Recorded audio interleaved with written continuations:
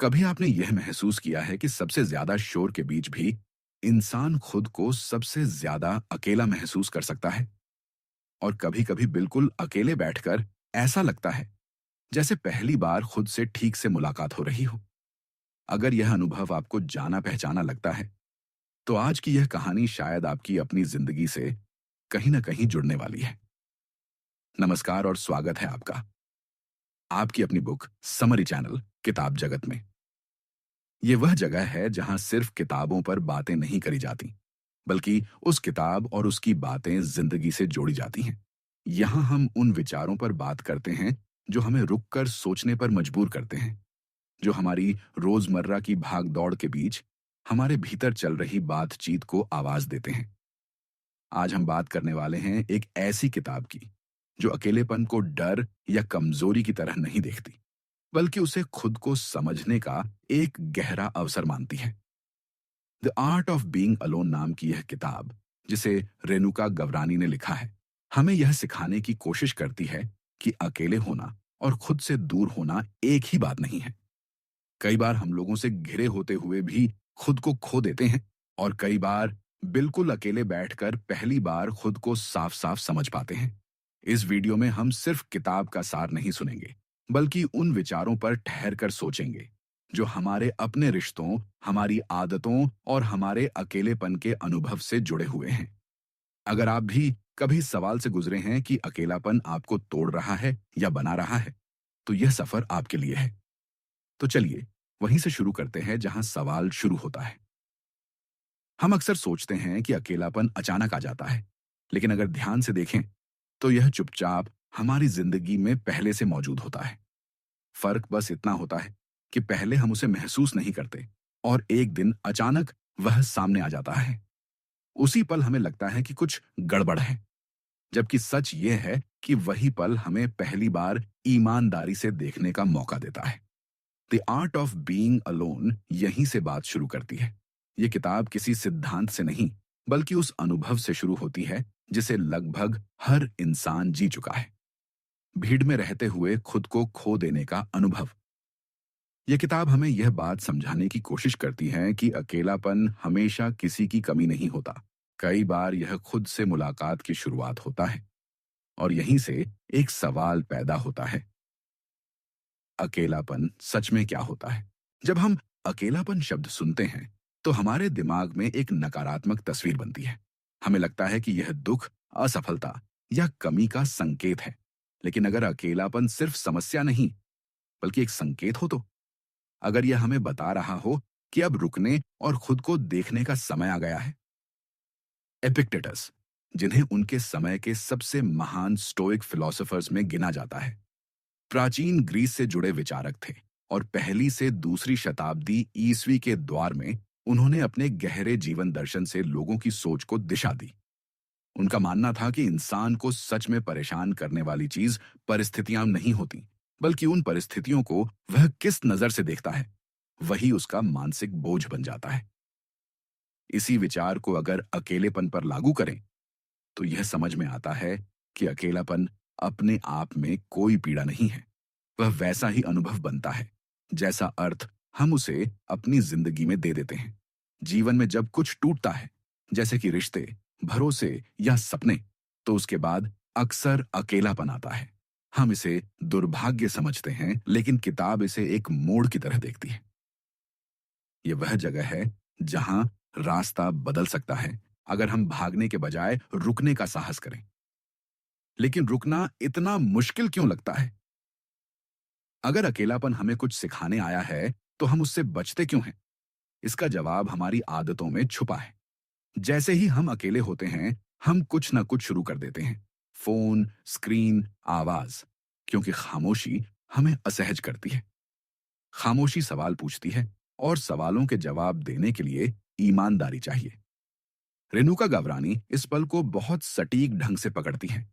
वह कहती हैं कि अकेले बैठना खुद के सामने बिना किसी मुखौटे के खड़े होने जैसा है। यहाँ कोई रोल निभाने की जरूरत नहीं होती, और यही वजह है कि यह स्थिति डरावनी लगती है। लेकिन यही डर धीरे धीरे स्पष्टता में बदलता है अगर हम वहां टिके रहें। और जब इंसान टिक जाता है तब सोच बदलने लगती है। इतिहास गवाह है कि गहरी सोच हमेशा शांति में पैदा हुई है। भगवान बुद्ध को ज्ञान भीड़ में नहीं मिला, बल्कि एक पेड़ के नीचे लंबे मौन में मिला। मार्कस ऑरेलियस ने अपनी सबसे गहरी बातें किसी सभा में नहीं, बल्कि खुद से बातचीत करते हुए लिखी। यह किताब हमें याद दिलाती है कि सोच को जगह चाहिए और जगह अकेलेपन में मिलती है। जब इंसान अकेले होता है तब वह अपने जीवन के फैसलों को नए नजरिए से देखने लगता है। वह खुद से पूछता है कि जो रास्ता उसने चुना वह सच में उसका था या किसी और की उम्मीदों का नतीजा। यही सवाल इंसान को धीरे धीरे ज्यादा सजग बनाते हैं। लेकिन सोच का यह सफर रिश्तों तक भी पहुंचता है। जैसे जैसे इंसान खुद को समझने लगता है, उसे अपने रिश्ते भी अलग नजर आने लगते हैं। किताब एक अहम बात कहती है कि हम अक्सर रिश्तों में इसलिए दुखी होते हैं क्योंकि हम उन्हें जरूरत बना लेते हैं। जब हम खुद से अधूरे होते हैं तब हम चाहते हैं कि कोई और हमें पूरा करे। कल्पना कीजिए एक ऐसे रिश्ते की जहां एक व्यक्ति लगातार डर में जी रहा है कि अगर दूसरा चला गया तो वह टूट जाएगा। यह डर प्यार नहीं, बल्कि आत्मनिर्भरता की कमी से आता है। यह किताब हमें समझती है कि अकेले रहना रिश्तों से भागना नहीं है, बल्कि रिश्तों में जाने से पहले खुद के साथ ठीक होना और अपने आप से एक अटूट रिश्ता बनाना है। और यहीं अकेले रहने का असली साहस शुरू होता है। समाज हमें यह मानना सिखाता है कि अकेले रहना असफलता है। सवाल पूछे जाते हैं, तुलना की जाती है और इंसान अपने आप पर शक करने लगता है। लेकिन किताब एक उल्टा सवाल पूछती है, क्या हर साथ सही होता है? जरूरी होता है? कई बार अकेले रहना इसलिए जरूरी होता है ताकि हम गलत समझौतों से बच सकें। यह वह समय होता है जब इंसान दूसरों की अपेक्षाओं से हटकर अपनी जरूरतों को पहचानता है। यह आसान नहीं होता, लेकिन यही कठिनाई धीरे धीरे आत्मसम्मान में बदलती है।